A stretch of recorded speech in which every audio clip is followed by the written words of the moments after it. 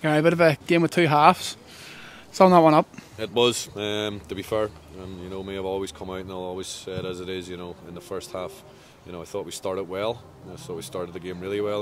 You know, pressed it well, and then one ball, you know, does us over the top, over the defence, and Masinga has a world of time, you know, to get a shot off. James, he does well, makes a good save, and then he has a load more time to get a second shot off and scores.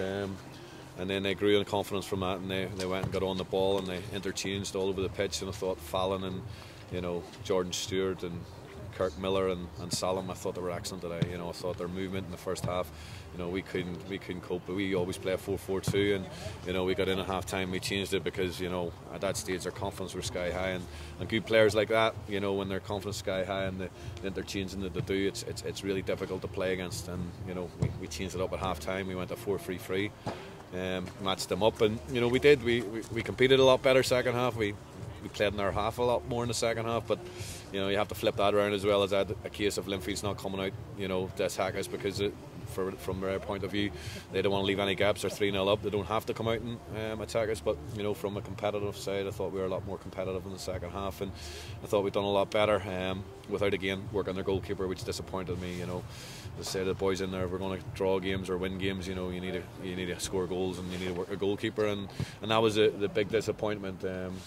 As I said, if you're playing against teams like Linfield and they turn up and you can see the goal like we did, and they can then get on the ball and play and interchange and move about and use their quality that they have, then it's always going to be a long day and a hard day. We done it a few years back at Linfield when they beat us 7 or 8-0. You know, it was difficult that day, but you know, thankfully we didn't fold today. Thankfully the boys went out in the second half and showed a bit of character and didn't let the game run away from us altogether. But you know, it's difficult when you meet a team as good as that on their day, and today I thought they were excellent. You know, there's sometimes you can come out and you can criticise your players, as I have done against Ballymena and Carrick, where I thought it wasn't good enough and thought we weren't good enough. Yes, we weren't good enough today. There's no denying that, because we got beat 3-0. But at the same token, I thought Linfield were top notch today, and I thought they were really good and worth their win. Certainly a few good individual performances.